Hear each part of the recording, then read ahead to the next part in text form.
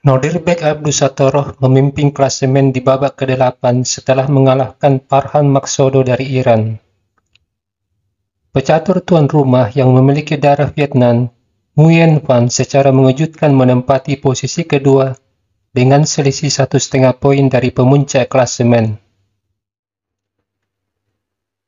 Melalui permainan yang cantik diawali dengan Cecilia Nedorf.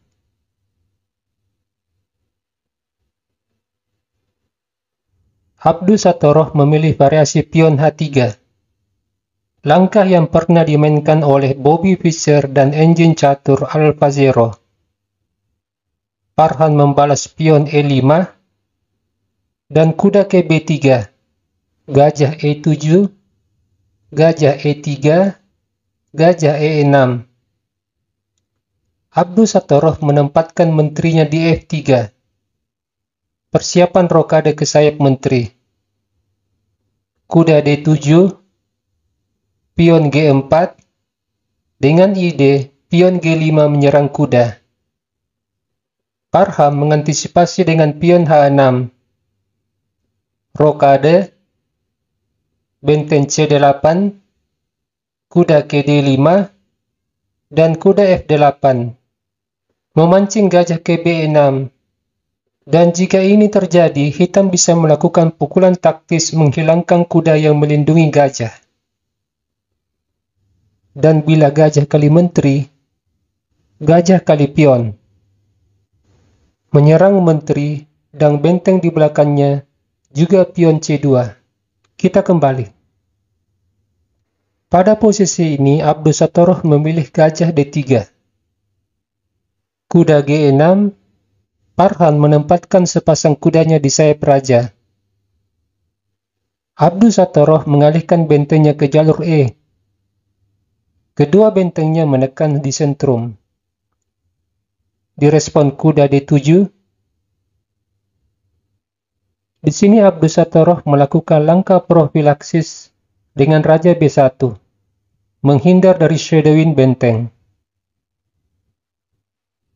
Farhan lalu memprovokasi pertukaran gajah. Dengan harapan jika Abdusatoroh tergoda memukul gajah, maka pion kali gajah. Benteng menguasai jalur H, dan hitam memiliki petak outpost di F4 dan di H4. Tentu saja Abdusatoroh tidak melakukannya. Di sini dia mendorong C4. Menambah perlindungan terhadap kuda, juga mencegah hitam mendorong pion B5. Permainan lanjut dengan rokade. Gajah F1 membuka jalan bagi benteng menekan pion D6, juga melindungi pion H3. Farhan menyerang menteri dengan kuda. Gajah G5 dipukul dengan tempo menyerang menteri. Pion kali gajah. Menteri D3. Kuda kembali ke G6. Kuda E3. Membuka jalan bagi menteri menekan pion D6, juga melindungi pion C4. Benteng C6. Menteri D2. Pion B6. Kuda kembali ke D5. Jika gajah kali kuda D5, ini memberi keuntungan posisional bagi putih setelah pion kali gajah, di mana pion hitam di A6 akan jatuh. Farhan mendorong pion A5, mengancam mengusir kuda dan memberi tekanan terhadap raja. Abdusatoroh mematahkan rencana dari Farhan dengan pion A4. Kemudian kuda F4, benteng E3, pion G6, kuda C3. Nampak pion C4 hanya dijaga oleh gajah. Jika hitam tergoda memukul pion, pertukaran gajah, benteng kali gajah, menteri kali pion, benteng C7. Ini memberi tempo bagi kuda menyerang benteng. Hitam sangat tertekan.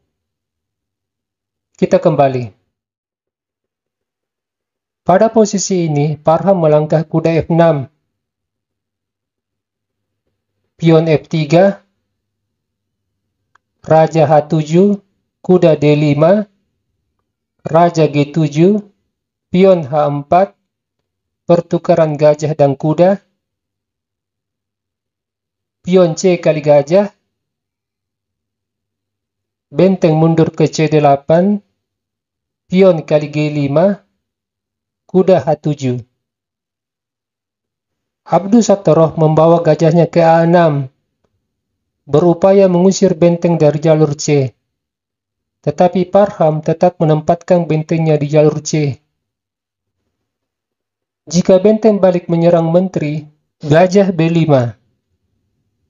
Putih mendominasi petak terang di wilayah hitam. Benteng kembali ke CD8.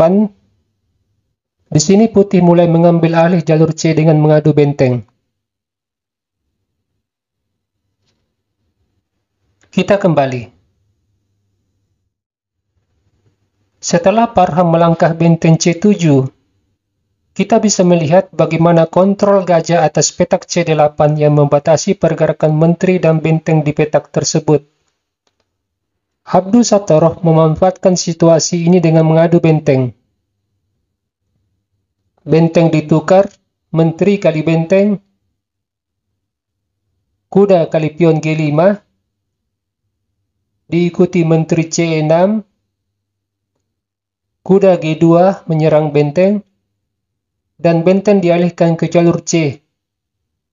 Putih mulai memanfaatkan penguasaan jalur C. Direspon dengan kuda E1, menekan pion F3. Putih tentu saja tidak ingin kehilangan pion. Kuda D2 menjaga pion. Parham kemudian mengalihkan bentengnya ke jalur terbuka. Disusul benteng E3, benteng H2 menyerang kuda, kuda balik menyerang benteng, direspon dengan kuda C2, juga menyerang benteng, benteng ke C3, kuda menyerang menteri. Pada posisi ini, Abdus Sattoroh melakukan langkah spektakuler. Dia mengorbankan menterinya demi menciptakan pion bebas. Dia memukul benteng dengan kuda. Setelah kuda kali menteri, pion kali menteri. Putih memiliki pion yang sangat berharga yang tinggal 2 langkah menuju petak promosi. Kuda E6 menjaga pergerakan pion. Abdus Sattoroh menyerang kuda dengan gajah. Di sini langkah terbaik hitam kuda ke C5, menutup akses benteng terhadap pion. Tetapi Parham memilih kuda C7. Setelah Abdus Sattoroh melangkah kuda ke F1, Putih secara perlahan-lahan mengarahkan seluruh perwiranya mendukung pion bebas. Parham menjawab menteri E8. Gajah melindungi pion. Pion B5 berniat melakukan serangan balik. Tetapi Abdus Sattoroh tidak peduli, dia membawa kudanya ke E3. Pion A dipukul, benteng C2, menteri B8 shadowing terhadap raja, gajah ke C4, pion A3, kuda D5, kuda E6, pion B3, dan kuda menyerang benteng juga pion C6. Abdus Sattoroh terlebih dahulu dorong pion C7. Menteri ke H8, benteng D2, menteri skak, raja A2, lalu menteri menyerang benteng, benteng ke H2, pion A4.